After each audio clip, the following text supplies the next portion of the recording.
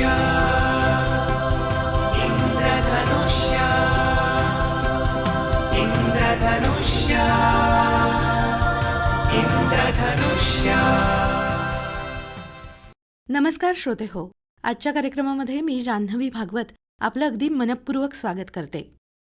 श्रोते हो, पर्यावरण प्रदूषण ही जागतिक समस्या आपल्याला सर्व स्तरावर सध्या भेडसावते आणि याचे परिणाम मानवच नव्हे तर पशुपक्ष्यांनाही भोगावे लागतायत. या प्रदूषणात मोठा वाटा आहे तो प्लास्टिकचा. आज प्लास्टिकशिवाय जीवन जगण्याची कल्पना आपल्याला करता येत नाही, पण त्याचे दुष्परिणाम किती आणि कसे भोगावे लागतात याचा विचार आपण नक्कीच केला पाहिजे. आज प्लास्टिकची समस्या असे तू हिमालय पसरलीय. या विळख्यातून पृथ्वीला सोडवण्यासाठी जागतिक पातळीवर अनेक प्रयत्न सुरू आहेत. पण श्रोते हो, हे प्रयत्न वैयक्तिक पातळीवर, सामाजिक पातळीवर एक चळवळ म्हणून सुरू व्हायला पाहिजेत. आपल्या आसपास अशा अनेक व्यक्ती आहेत की या पर्यावरण समस्येकडे ते गांभीर्याने बघतात आणि ते सुधारण्यासाठी पूर्णपणे स्वतःला झोकून देऊन काम करतात. निसर्ग संवर्धनासाठी अनेक पातळ्यांवर काम करणारे विश्वास उर्फ भाऊ काटदरे हे नाव सर्वांना परिचितच आहे. भाऊ सर्वांना परिचित आहेत ते सह्याद्री निसर्ग मित्र चिपळूण या संस्थेचे संस्थापक म्हणून. सागरी कासव संवर्धन, भारतीय पाकोळी, पांढऱ्या पोटाचा गरुड, गिधाळे, खवले मांजर संवर्धन असे अनेक प्रकल्प त्यांनी लोकसहभागातून यशस्वी करून दाखवलेत. त्यांचे काही लेख मुलांना अभ्यासासाठी पाठ्यपुस्तकात समाविष्ट करण्यात आले आहेत. श्रोते हो, निसर्ग संवर्धनात त्यांचं काम खूप मोठं आणि मोलाचं आहे. आजच्या घडीला जमिनीवर जसा प्लास्टिकचा महापूर आलाय ना, तसाच त्याने सागरालाही विळखा घातलाय. याच विषयावरची चर्चा करण्यासाठी भाऊ काटदरे यांना आज आम्ही स्टुडिओमध्ये आमंत्रित केलंय. नमस्कार भाऊ, आजच्या कार्यक्रमामध्ये तुमचं मनपूर्वक स्वागत. नमस्कार भाऊ, प्लास्टिकचा हा जो महापूर आहे त्याचं जमिनीवरील आक्रमण काय आहे याबद्दल सुरुवातीला आपण बोलूया. एकंदरच विचार केला तर आत्ता आपल्याकडे सर्व ठिकाणी रस्त्यावर, रस्त्याच्या बाजूला, कानाकोपऱ्यात ठिकठिकाणी प्लॅस्टिक पडलेलंच दिसतं आणि त्याचे कचऱ्याचे असे महापूर म्हटलं तरी चालेल असे सर्वत्र आलेले आहेत. शासकीय पातळीवर आणि सामाजिक पातळीवर मोठ्या प्रमाणात बोललं जातं की प्लॅस्टिक कचरा त्याचं व्यवस्थापन केलं पाहिजे, पण तसं होताना दिसत नाही. त्यामुळे प्लॅस्टिक कचरा ही एक मोठी समस्या निर्माण झालेली आहे. खरंय, प्लॅस्टिकचा वापर आणि त्याचे दुष्परिणाम ही एक जागतिक समस्या आहे. त्याचा परिणाम जमिनीवर तर जाणवतो आहेच, पण महासागरालाही या प्लॅस्टिकच्या सागराने व्यापलेला आहे. या विळख्यातून महासागराला सोडवण्यासाठी अनेक संघटना, व्यक्ती कार्य करतायत. या कार्यात स्वतःला झोकून द्यावं अशी जाणीव तुम्हाला कधी आणि कशी झाली? 1992 साली सह्याद्री निसर्ग मित्र या संस्थेची स्थापना झाली. गेल्या 30 वर्षामध्ये आम्ही निसर्गामध्ये विविध पक्षी, प्राणी, वनस्पती यांचं मोठ्या प्रमाणात संरक्षण, संवर्धन करत आलो. लोकसहभागातून या गोष्टी केल्या आणि हे सगळं करत असताना गेल्या 2-3 वर्षापूर्वी प्राकर्षानं असं जाणवलं की प्लॅस्टिक खाल्ल्यामुळे अनेक पक्षी, प्राणी हे मरतायत. आपल्या सगळ्यांनाच माहिती आहे, गाई गुरंसुद्धा हे प्लॅस्टिक खाऊन मरतात. लोक उरलेलं अन्न प्लॅस्टिकच्या पिशवीत भरतात आणि त्याला गाठ मारून टाकतात आणि या प्राण्यांना ते अन्नच आहे असं वाटून ते प्लॅस्टिकच्या पिशवी सकट खाल्लं जातं. ते पचत नाही, ते त्यांच्या आतड्यामध्ये तसंच राहतं आणि मग त्यांना त्यांचं खाद्य खाण्यासाठी पोटात जागाच शिल्लक राहत नाही आणि त्यामुळे हे प्राणी मरतात. मोठ्या प्रमाणावर समुद्री आणि जमिनीवर मोठ्या प्रमाणात हे पक्षी, प्राणी अशा पद्धतीनं मरतायत. आम्ही सागरी कासवांचं संरक्षण, संवर्धन किंवा इतरही प्राण्यांचं संरक्षण, संवर्धन करत असताना या सगळ्या गोष्टी प्राकर्षानं जाणवल्या. मग हे समोर आलेलं असताना आपण त्या संदर्भात काहीतरी करावं असा विचार करून 3 वर्षापूर्वी प्लॅस्टिकवर काम करण्याची सुरुवात केली. आणि मुख्यत्वे ज्यावेळी आम्ही एखादं काम हाती घेतो त्यावेळी तन मन धन देऊन ते करत असतो. त्याच्यामुळे मुख्यत्वे प्रश्न काय हा समजून घ्यायचा आणि मग त्याचं उत्तर देण्यासाठी विविध स्तरावर आपल्या परीनं प्रयत्न करायचे. अशा पद्धतीने गेल्या 3 वर्षापासून ह्या प्लॅस्टिकच्या व्यवस्थापनामध्ये आम्ही काम करत आहोत. खूप चांगली गोष्ट आहे ही. आणि आता आपण जे समुद्रातलं प्रदूषण बोललो प्लास्टिकचं, ही गंभीर वैश्विक बाब आहे. त्याचा समुद्रातल्या परिसंस्थेवर म्हणजेच इकोसिस्टीमवर कसा परिणाम होतो? प्लास्टिक कचरा हा कसा आहे की आपण रस्त्यावर टाकला तर आपल्याला वाटतं की तो रस्त्यावर पडलाय, त्याचं काही नाही होणार. पण पाऊस येतो, तो तिथून गटारात जातो, तिथून नाल्यात जातो, नदीत जातो आणि शेवटी तो समुद्राला मिळतो. आणि हे समुद्रात गेल्यानंतर जे मोठे मोठे प्लास्टिक असतं ते छोट्या छोट्या माशामध्ये अडकतात त्याच्यामध्ये. त्याच्यामुळे श्वास घेण्याला प्रश्न येतो. त्यानंतर मोठा प्रश्न असा आहे की हे मोठं प्लास्टिक असतं ते तापल्यानंतर, पावसात राहिल्यानंतर आणि खूप वाहिल्यानंतर त्याचे बारीक बारीक तुकडे होतात. आणि हे मायक्रोप्लास्टिक हे अत्यंत घातक आहे, कारण छोटे छोटे अगदी छोटे सूक्ष्म त्याचे कण होतात आणि ते सर्वत्र पसरतात आणि मग ते सगळ्या प्राण्यांच्या पोटामध्ये जातात. आणि आत्ता नवीनच संशोधनानुसार मानवाच्या रक्तातही आलेत किंवा आईच्या दुधामध्ये ते आलेत. एवढं गंभीर प्रकरण आहे हे. त्याच्यामुळे सागरी पर्यावरणामध्ये सगळ्या प्रकारचे प्राणी, पक्षी हे सगळ्या पद्धतीनं ह्याला त्याचा त्रास होत असतो. खाल्ल्यामुळे पण होत असतो, त्याच्यानंतर मायक्रोप्लास्टिकमुळे पण होत असतो, अडकल्यामुळे होत असतो. असा सगळ्याच एकंदर माणसाला जसा होतो तसं ह्या प्राण्यांना त्याचा त्रास होतो. असंही म्हटलं जातं की आता जे मासे किंवा समुद्री प्राणी आहेत त्यांनी हे प्लास्टिक खाल्ल्यामुळं आणि ते मासे खाल्ल्यामुळं माणसांच्या रक्तात कॅन्सरचं प्रमाण वगैरे वाढलंय असं म्हटलं जातं. ते कितपत खरं आहे? निश्चित खरं आहे ते. आता जसं म्हटलं की ते मायक्रोप्लास्टिक पुढे पुढे जातं, समुद्रात जातं, समुद्रातले मासे ते खातात, मासे माणसं खातात आणि अशा पद्धतीने ते एक साखळी आहे. जीवो जीवस्य जीवनम म्हणतात.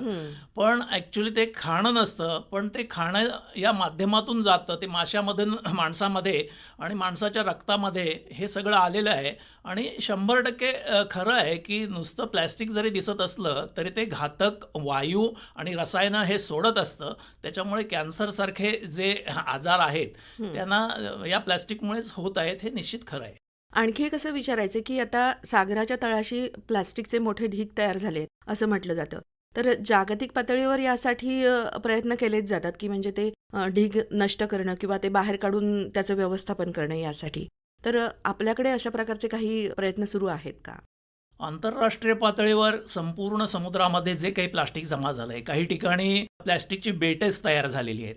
तर 2-3 प्रकारां प्रयत्न केला जातोय की ते प्लास्टिक काढायचं आणि कुठेतरी त्याचं रिसायकलिंग करायचं. मोठमोठ्या बोटे घेऊन 2 बोटींना एखादं जाळं बांधायचं आणि ते गोल फिरवून वर तरंगणारा जे सगळं प्लास्टिक आहे ते एकत्र करायचं. ते करत असताना आतल्या माशांना किंवा प्राण्यांना त्रास होऊ नये म्हणजे त्यांच्यासाठी बाहेर पडण्याचा मार्ग ठेवावा, असं त्यांना सुरक्षित ठेवून प्लॅस्टिक जमवण्याचा प्रयत्न केला जातच असतो. त्याचबरोबर मोठी मोठी जहाजं आणि या पाणबुड्या आणि या सगळ्याच्या माध्यमातून या प्लॅस्टिकचं व्यवस्थापन करण्याचा प्रयत्न चालू आहे. पण हा प्रश्न एवढा जटिल आणि गंभीर आहे की सहजासहजी हे शक्य नाही. परंतु आंतरराष्ट्रीय पातळीवर UN पण आणि इतर देश सुद्धा आपापल्या परीनं जे जे शक्य आहे ते त्यासाठी प्रयत्न करत आहेत, जेणेकरून समुद्रामध्ये आलेलं प्लॅस्टिक आहे, प्लॅस्टिक कचरा आहे, तो जमवून बाहेर काढण्याचा प्रयत्न चालू आहे. आपल्याकडे सुद्धा हे सगळं चालू आहे. नुकतीच रत्नागिरी जिल्ह्यामध्ये एक मशीन आलेलं आहे की जे समुद्रा किनाऱ्यावरती असणारं प्लॅस्टिक वाळू चाळून त्याच्यातनं प्लॅस्टिक बाहेर काढलं जाईल. आणि असे सगळ्या रत्नागिरी जिल्ह्यातले सगळे समुद्र किनारे स्वच्छ करण्याचा प्रयत्न त्या माध्यमातूनही केला जातोय. म्हणजे सर्व स्तरावर हा आपला प्रयत्न चालू आहे. यालाच जोडून एक प्रश्न विचारते की केंद्र सरकारने सुरू केलेल्या किनारपट्टी स्वच्छते मोहिमेविषयी तुम्ही थोडंसं सांगा. निश्चितपणे प्लॅस्टिकचा हा गंभीर प्रश्न आहे, तो सोडवणं अत्यंत गरजेचं आहे. त्याच्यामुळे UNनं जी मोहीम चालू केली आहे समुद्र स्वच्छ ठेवण्याची, त्याच्या अंतर्गत भारत सरकारनं सुद्धा स्वच्छ समुद्र सुरक्षित समुद्र ही 75 दिवसाची मोहीम चालू केली. त्याच्यामध्ये 75 ठिकाणी हे स्वच्छता मोहीम राबवावी आणि निदान प्रत्येक किलोमीटरवर 75 लोकांनी त्याच्यामध्ये सहभाग घ्यावा. कारण स्वातंत्र्याची 75 वर्ष झालेली आहेत, त्या निमित्तानं हा कार्यक्रम हाती घेण्यात आला आणि 1500 मेट्रिक टनपेक्षा जास्त प्लॅस्टिक जमवण्याचं उद्देश होतं. आणि गेल्या काही काळामध्ये हे पूर्ण झालेलं आणि मोठ्या प्रमाणात त्याच्यामध्ये प्लॅस्टिक जमा केलेलं आहे. सर्व स्तरावर राष्ट्रीय आणि राज्य पातळीवर शासकीय कार्यालय, त्याचबरोबर विविध संस्था, व्यक्ती ह्याच्यामध्ये सहभागी झाल्या होत्या. आणि आपल्याकडचं सुद्धा रत्नागिरीमध्ये आपण हे किनारा स्वच्छ करण्याचं काम केलेलं आहे. हे उत्तम काम झालेलं आहे. पण ही मोहीम केवळ 75 दिवसांसाठी न राहता ती कायमस्वरूपी राबवली गेली पाहिजे, हे योग्य होईल ना?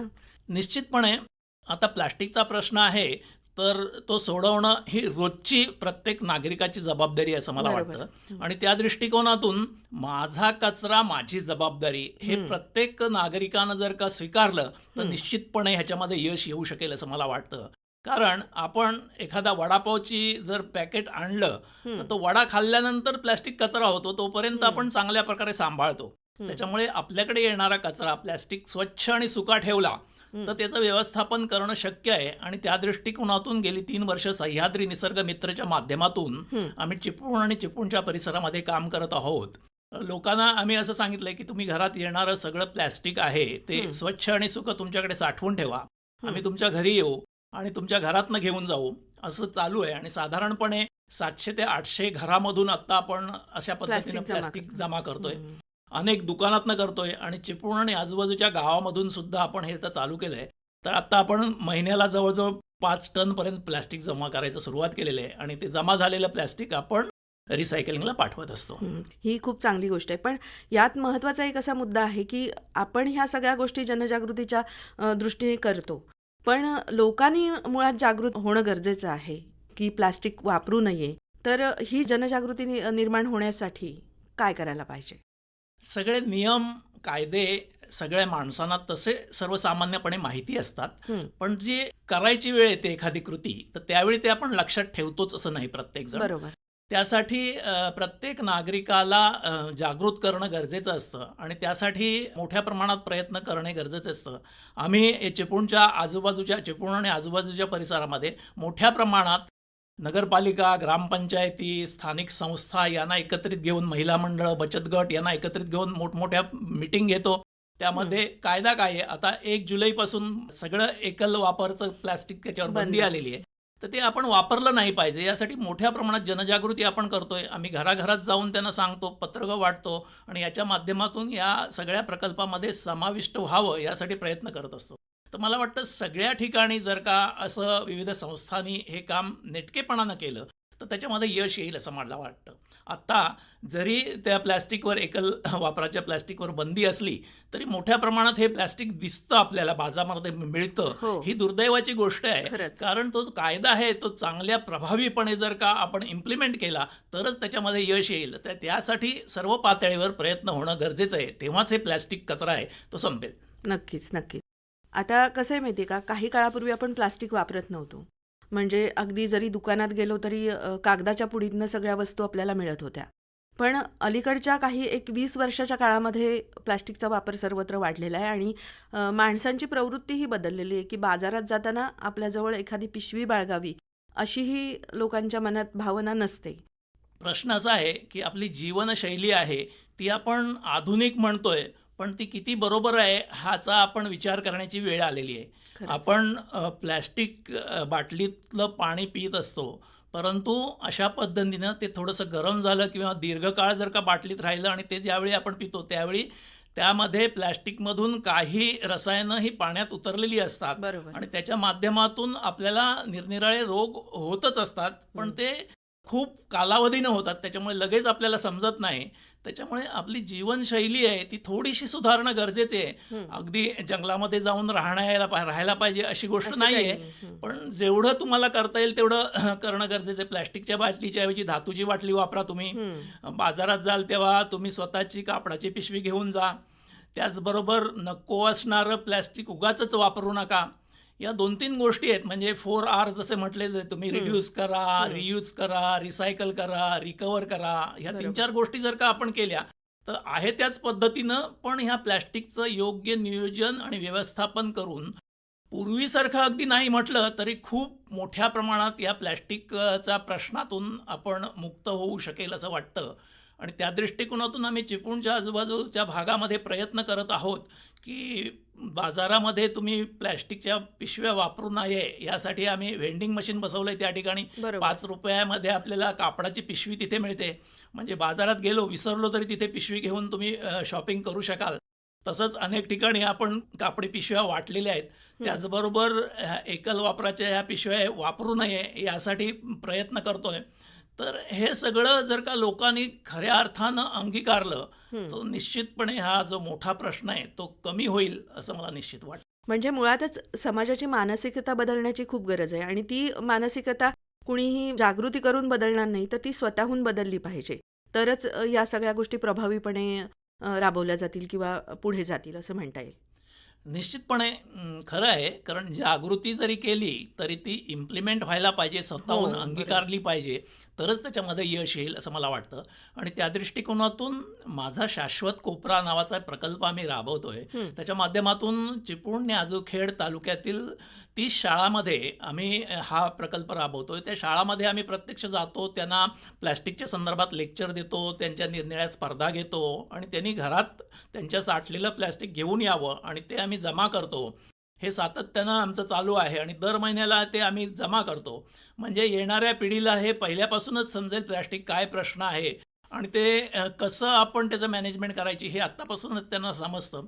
त्याशिवाय आम्ही जे 7 नंबरचं प्लॅस्टिक म्हणजे मल्टीलेअरचं प्लॅस्टिक असतं त्याचं काहीच होऊ शकत नाही, तर त्याचं आम्ही अपसायकलिंग चालू केलं आहे. त्याच्यापासून हातमागावर कपडा बनवला आहे आणि त्या कपड्याच्या बॅग्स बनवल्या आहे. हेही त्या मुलांना शिकवतोय आम्ही.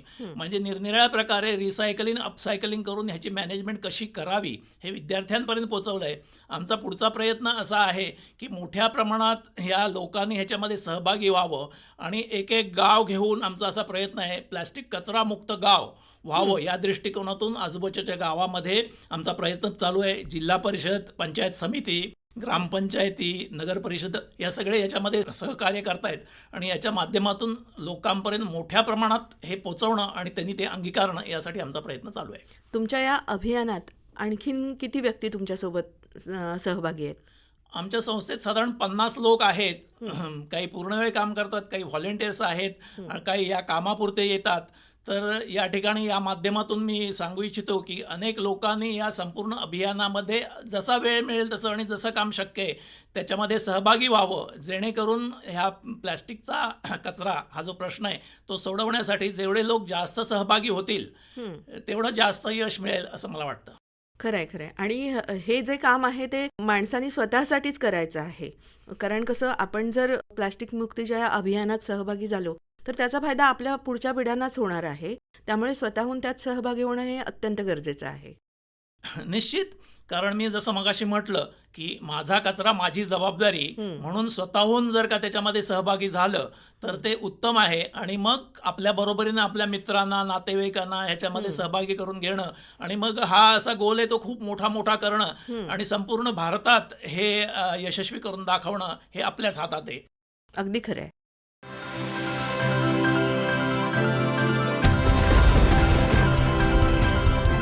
श्रोते हो, कार्यक्रम आपण ऐकताय इंद्रधनुष्य आणि या कार्यक्रमाचं प्रसारण सुरू आहे आकाशवाणीच्या रत्नागिरी केंद्रावरून.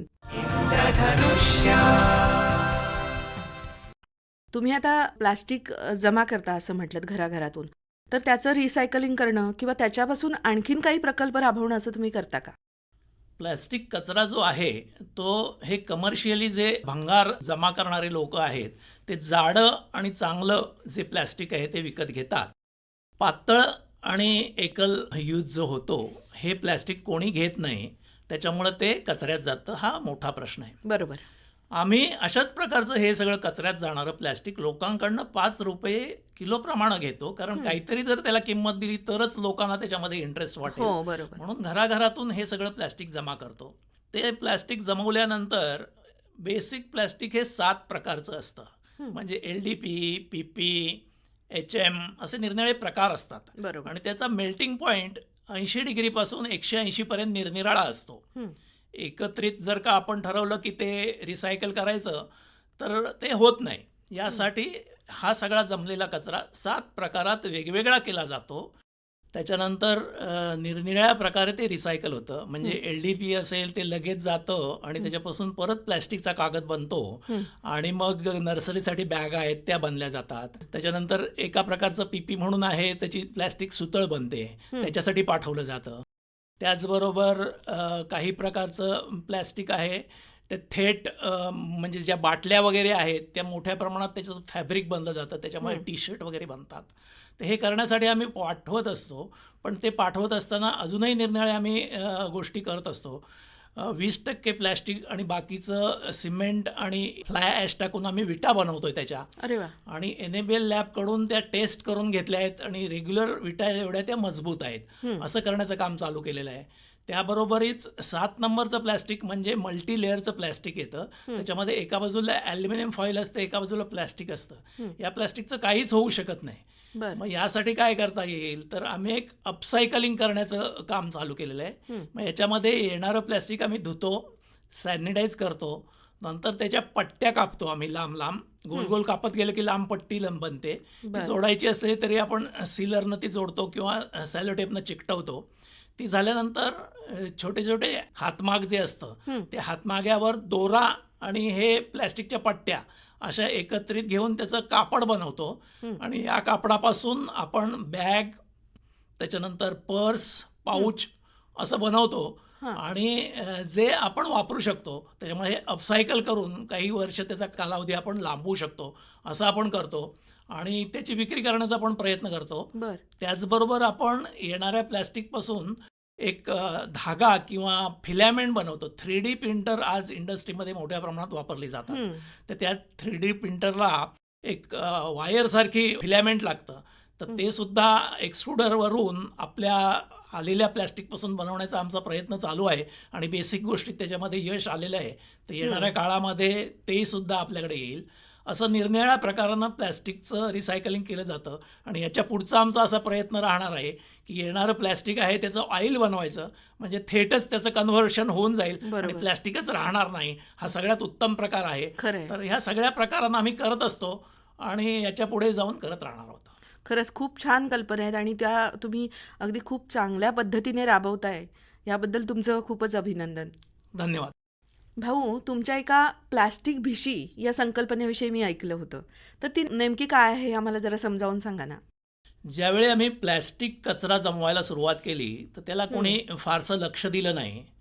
परंतु आम्ही असा विचार केला की काहीतरी बक्षीस देणं किंवा काहीतरी उत्साहित व्हावीत लोक यासाठी प्रयत्न करणं, असं काहीतरी केलं तर ह्याच्यामध्ये यश येईल असं वाटलं. म्हणून एक संकल्पना आम्ही प्लॅस्टिक भिशी नावाची संकल्पना काढली. त्याच्यामध्ये आम्ही काय करत होतो, घराघरातून प्लॅस्टिक जमा करून घ्यायचो 5 रुपये देऊन. त्याचवेळी 1 किलो प्लॅस्टिक दिल्यानंतर त्याला एक कूपन दिलं जायचं आणि मग महिनाभर जी सगळी अशी कूपन्स होतील ती एकत्र करायची आणि दर महिन्याच्या 1 तारखेला आम्ही त्याचं सोडत काढायचो आणि त्याच्या माध्यमातून 1000 रुपयाची पैठणीपासून 100 रुपयापर्यंत छोटी छोटी अशी 20 बक्षिसं आम्ही द्यायचो आणि ही लोकांना लागायची. त्याच्यामुळे त्या लोकांना उत्साह यायचा आणि पैठणीसारखी बक्षीस असल्यामुळे आनंदित व्हायची लोक. या गोष्टीमुळे याच्यामध्ये सहभाग लोकांचा वाढला आणि साधारण 1.5 वर्ष आम्ही हा उपक्रम राबवला. 1.5 वर्षानंतर लोकांच्या असं लक्षात यायला लागलं की भिशी वगैरे ठीक आहे सुरुवातीला, पण हे आपण करणं गरजेचंच आहे. त्याच्यामुळे लोकांनीच सुचवलं की आता ही भिशी बंद करा, आम्ही प्लॅस्टिक देतच राहू.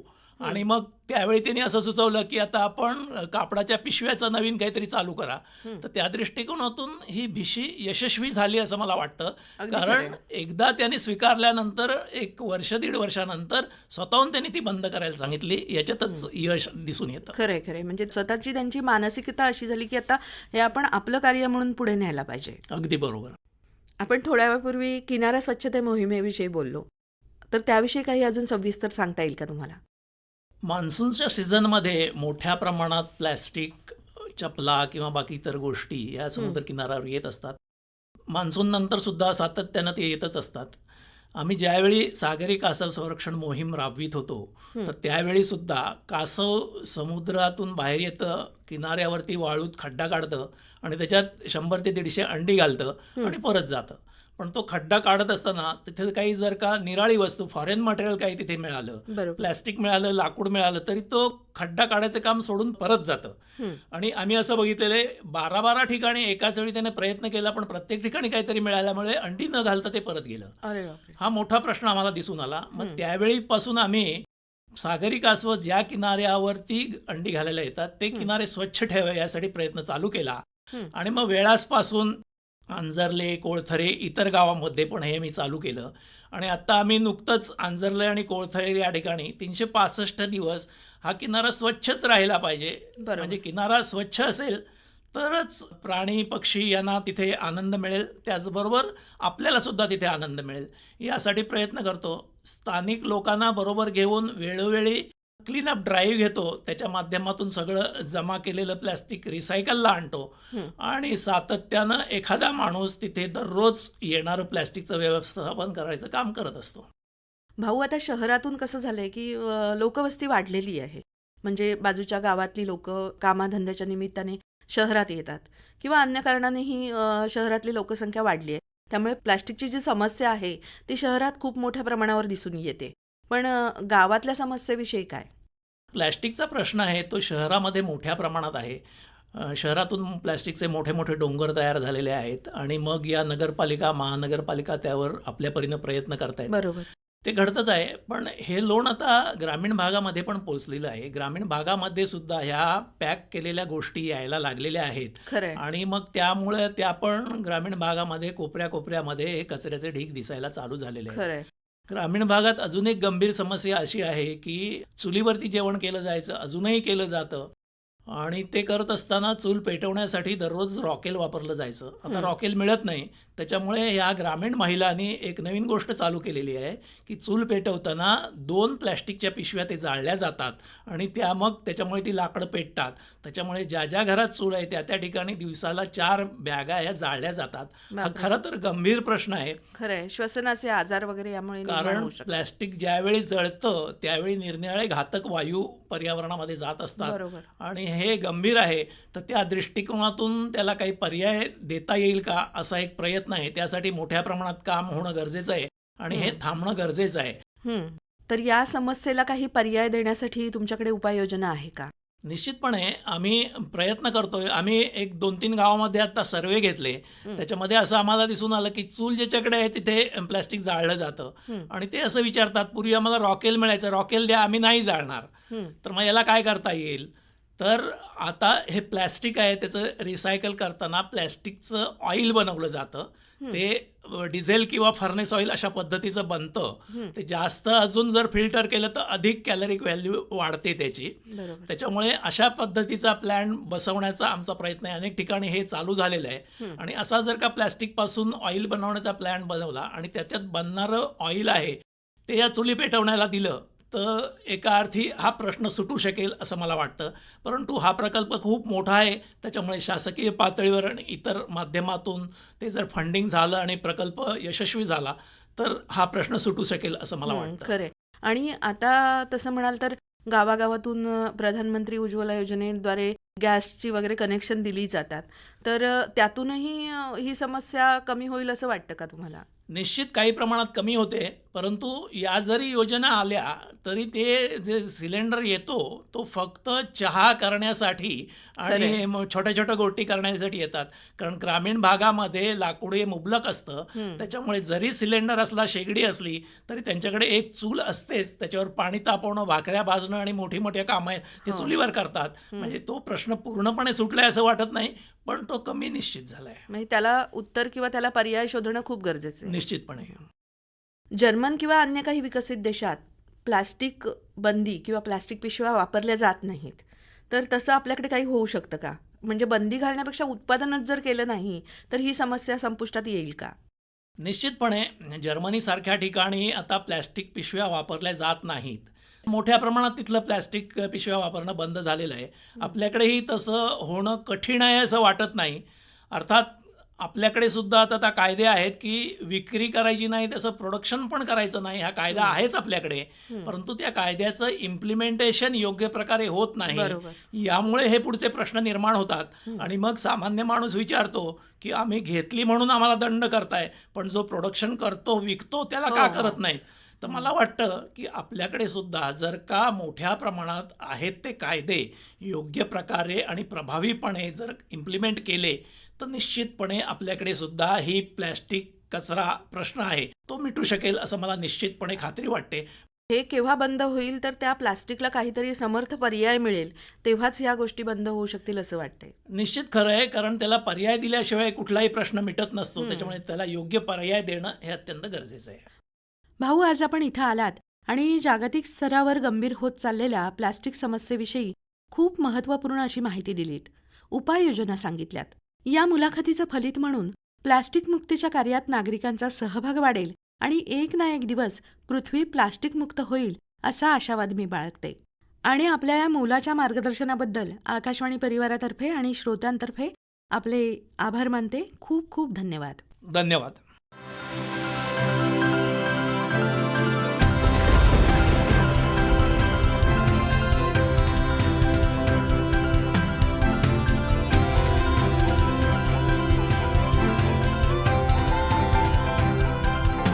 इंद्रधनुष्य